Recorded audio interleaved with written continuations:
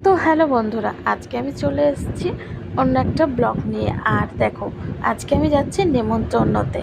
কিন্তু নেমন্তন্ন তোমরা ভাবছো আমি যাচ্ছি, কিন্তু বাসনের দোকানে কি করছি? হ্যাঁ, নেমন্তন্ন তো আর খালি হাতে যাওয়া যায় না, কিছু তো নিয়ে যেতে হয়।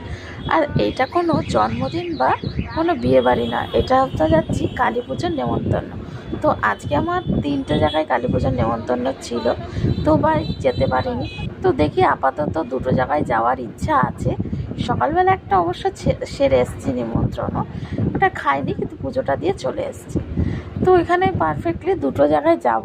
তো ওই জন্য আমরা বাসনের দোকান থেকে একটা বড় 2টো ট্রে নিয়ে নিলাম, মানে পুজোর থালা মতো। তো এটা কাজে লেগে যাবে।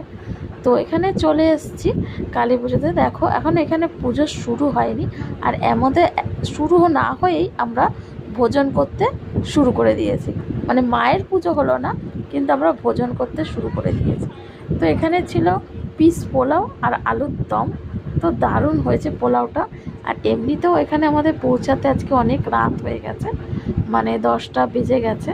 তো কি করব, ট্রেনে করে যেতে হবে। তো খাওয়া দাওয়া সেরে এবার যাচ্ছি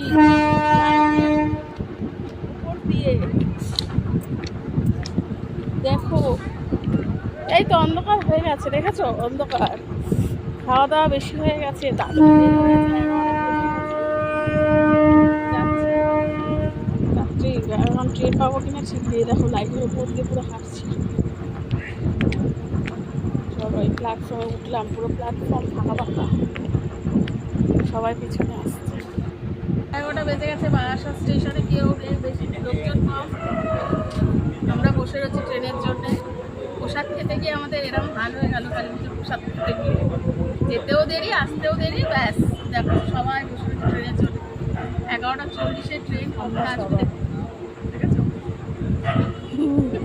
এখন কী করবো বলো বলো, আমরা এখন কী করবো? তো ফাইনালি ট্রেনের জন্য বসেছিলাম। তো ট্রেন পেয়ে চলে এসেছি। এবার আমরা হচ্ছে আর একটা কালী পুজো নেমন্তন্ন চলে এসেছি। এখানে রাত 12:30টার সময় আমরা পুজো হয়ে গেছে সেখানে পৌঁছেছি। তো পৌঁছে ভাগ্য ভালো যে কালী পুজোর অন্তত প্রসাদটা পেয়ে গেলাম। তো ব্লগটা কেমন লাগলো কিন্তু জানি অবশ্যই।